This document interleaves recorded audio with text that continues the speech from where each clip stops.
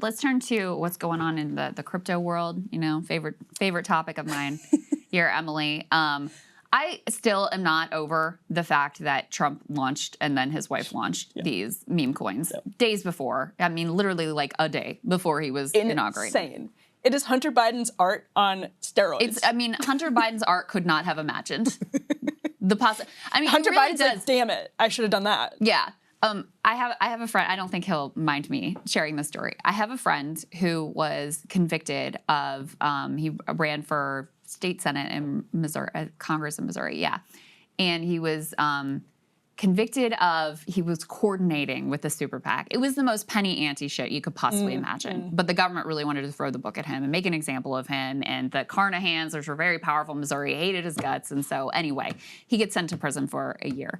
And his fellow inmates were like, well, what did you know, how much money did you get out of this scheme? He's like, literally nothing. And they're like, what's wrong with you? Like, if you're gonna do something and end up here, you may as well at least like really properly benefit. And that's what I keep thinking about with regard to the Hunter Biden, the Nancy Pelosi insider trading. All this shit looks like nothing compared to the billions that they're collecting through these meme coins, through their development properties around the world. I mean, it really boggles the mind and is, in my mind, one of the top examples of how we just are not a functioning society. Agree completely. The fact that this just happens and everyone just moves on. This is late capitalism.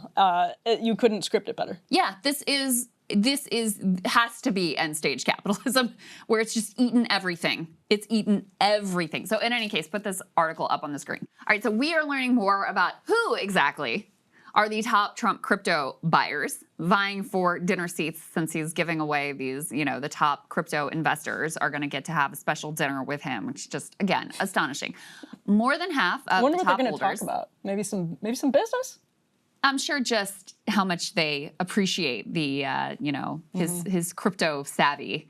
Anyway, more than half of the top holders here have used foreign exchanges that say they ban U.S. users, suggesting many of the purchasers of these Trump crypto meme coins are based outside the U.S. Buyers of the Trump token, a cryptocurrency the president began marketing 2 days before his inauguration, drove sales higher in the past 2 weeks after its issuers announced an unprecedented promotion. More than 200 of the meme coin's largest holders would be invited to attend a May 22nd dinner with Trump's Virginia Golf Club, while the top 25 would qualify for an exclusive reception beforehand and what the meme coin's website describes as a VIP tour. Now an analysis by Bloomberg News shows that all but 6 of the top 25 holders who've registered on the website's leaderboard used foreign exchanges that say they exclude customers living in the U.S. More broadly, at least 56% of the leaderboard's top 220 holders used similar offshore exchanges. The prevalence of these likely foreign buyers echoes concerns that congressional Democrats have expressed about the ethics of marketing the coin with a promise of presidential access, raises questions about how attendees at the promotional dinner, who are publicly identified only by 3 or 4 letter usernames they've chosen, will be vetted. So the TLDR here is that the Trump himself, not the administration, just Trump, has opened up the most brazen avenue of obvious corruption you could possibly imagine. Where if you are a foreign government, foreign person, a company, a U.S. person, whoever, rich person who wants to get access to and get a goodie from the Trump administration, which has consolidated all this power within the singular person of Donald Trump, what do?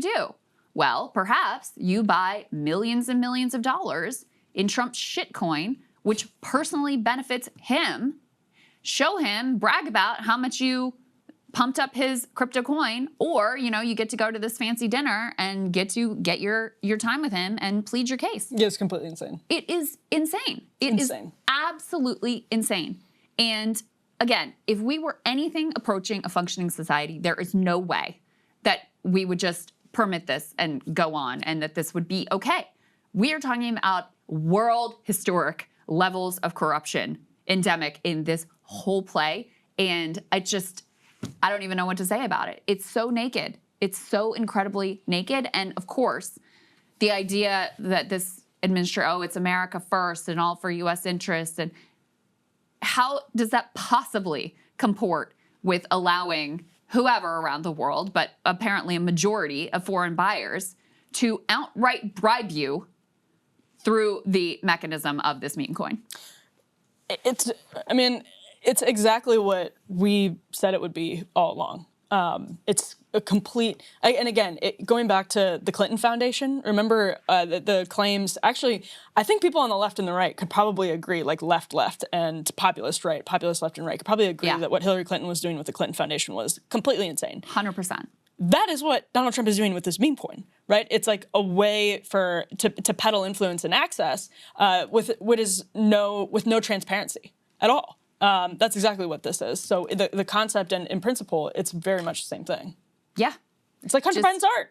Just accelerated through the magic of crypto. And it's always been, again, like this, Donald Trump is, you use the word naked, and like they've never really been particularly ashamed of this. I remember, all these events would be had at the Trump Hotel during Trump 1.0, and you would see, this never-ending door of people from, like, diplomats, foreign businesses, American businesses, all mingling together literally in the lobby, which is the etymology of our phrase for lobbyists is because people used to hang out in the lobby. I think it was of the Willard and talk to like Ulysses S. Grant.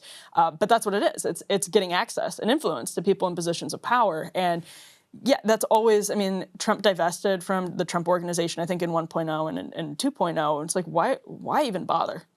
Just like, don't even bother. Right. Like, just buy the hotel back.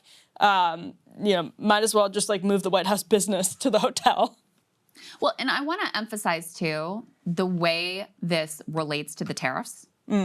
Because, and this has always been my contention with the tariffs, that yes, there may be various people in the administration have various goals, but one of the primary goals for Trump is power and the ability. Because hey, this is a great marketing scheme for his crypto shitcoin. Because now everyone in the world has incentive to pay the money, give you your millions, come to your dinner, and make the case for why they need this exemption, they need this carve out, they need this particular goodie so that their business can survive and thrive in the Trump tariff regime. Which is precisely why the power to levy these tariffs is supposed to be with Congress to avoid exactly this, sort of direct favor trading and having to come and, petition the king. Yep. That's precisely why those powers are supposed to be with Congress. So it really fits together. I do want to say Democrats don't get off the hook here. Put E2B up on the screen. This is our other David Dayen work reporting out here. So you've got really a lot of bipartisan support for crypto at this point. And not just crypto, but like allowing crypto to do whatever sort of scams and schemes that they want to. And there was this bill that relates to a light regulatory touch for what's called stable coins that looked like it was on its way to sailing through because crypto has massively invested in funding the campaigns, both of Democrats and Republicans, and punishing any Democrats, by the way, Katie Porter being the primary example of this, who were crosswise with them. So this bill looked like it was going to sail through. Then all of this Trump meme coin stuff really starts to bubble and Democrats start getting uncomfortable. Okay, well, do we really want to associate ourselves with this industry when you see what Trump's doing, et cetera?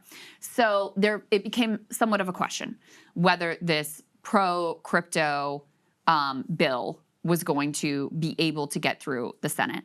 And so basically in a classic Schumer move, in fact, someone quotes this as being quote unquote Schumer 101, they're going to add an amendment to the shitty crypto bill that allows Democrats to virtue signal, an amendment that is definitely going to fail, but allows Democrats to virtue signal about how much they disapprove of what Trump is doing and allow them to be able to message that like, oh, they were really trying to stand up to Trump, when really they're just enabling the very corruption that Trump is aggressively partaking in. So that's their move. Yeah, great. I love it. Yeah, classic. Things couldn't be better. Things could not be better. And last one here, before we get to Emily's breakdown of what's going on with Punch Bowl.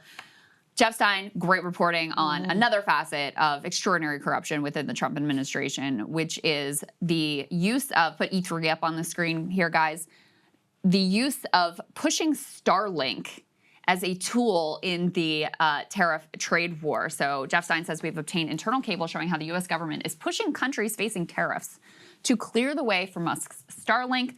State Department says it's good to encourage other countries to adopt Starlink. Others point to blurring of Musk's private and government roles. And, in fairness, if Elon Musk was not one of the most powerful people within this administration, maybe it does make sense to, the Biden administration also did some promoting of Starlink as an alternative to Chinese telecoms. Like, who owns the satellites and the telecom infrastructure is very important. Personally, I don't want it to be owned by any singular person, even if that person does business in America, or is an American citizen as Elon Musk is.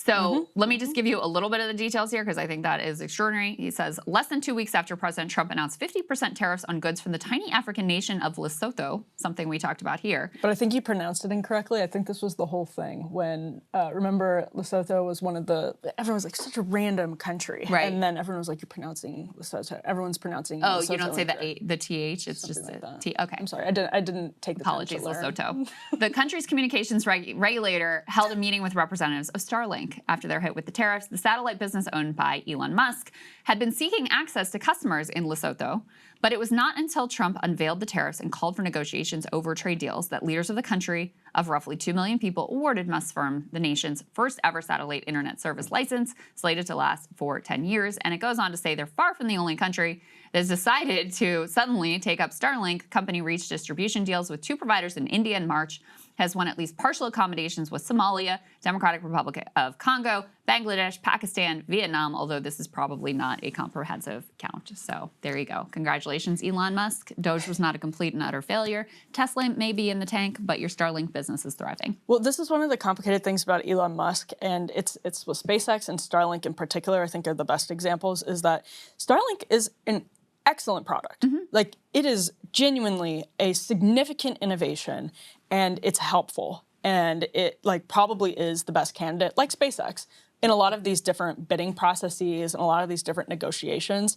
But you can never actually, nobody will ever know whether Starlink or SpaceX during the Trump administration were chosen because they were the best candidates, or other Musk products, by the way, get contracts because they were the best candidates, because obviously there's not a fair process, period. The illusion of a conflict is a conflict of interest. Anyone who studies conflicts of interest knows that. They'll tell you just the appearance of a conflict in and of itself is undue influence. And so that is a problem with having Musk and the meme coin just be hovering over every policy decision that the Trump administration is making, foreign and domestic, is you can never disentangle the undue influence That's right. that their personal interest has in all of this. And I think that's probably why the meme coin and I think even Starlink is part of the background of our conversations, not but the national conversation about Trump and Musk, because it's never in the foreground. I mean, not often, although Jeff found a great example here, but it is always, it's part of the landscape. It is a permanent fixture, and you can never go back. You can't put the toothpaste back in the tube when you have Musk not divesting, you have Trump with the meme coin. It adds a permanent question mark, and that's what banana republics, that's what happens in banana republics. You have just these permanent question marks, and you can't always prove things.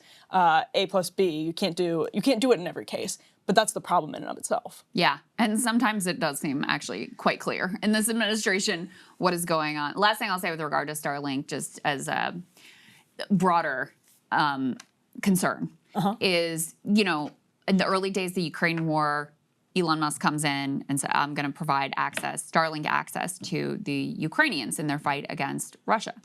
And Starlink has been extremely important for comms on the front lines in Ukraine. And then there were certain things that Zelensky did that he didn't like, and then he decided to pull access, I think, in Crimea or whatever. Whether or not you support the decisions he made in that instance, it was very troubling to realize this man is basically doing foreign policy as a private businessman. And that's just to underscore Remember his meeting with India? Yes. With Modi? Absolutely. Yeah. And that's just to underscore how important this infrastructure is, how significant it is to our country, to foreign policy, and the fact that one business, the wealthiest man on the planet, has so much control over it.